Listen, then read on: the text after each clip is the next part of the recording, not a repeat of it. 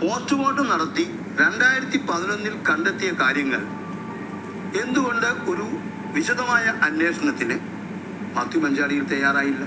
സഹോദരങ്ങൾ തയ്യാറായില്ല? പോസ്റ്റ്മോർട്ടത്തിൽ കണ്ടെത്തിയ സബ്സ്റ്റൻസ് എവിടെ നിന്ന് വന്നു എന്നന്വേഷിക്കാൻ പോലീസ് തയ്യാറായില്ല? പോലീസ് യഥാർത്ഥ രീതിയിൽ കേസ് അന്വേഷിക്കാത്തതിൻ്റെ കുറ്റം ഒരു പക്ഷേ ഈ പ്രതിയിൽ ചാർത്തുകയാണ്.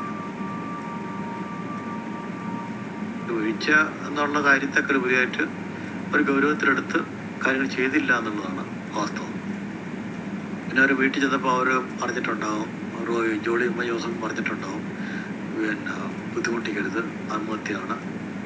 സാധാരണയായിട്ടൊരു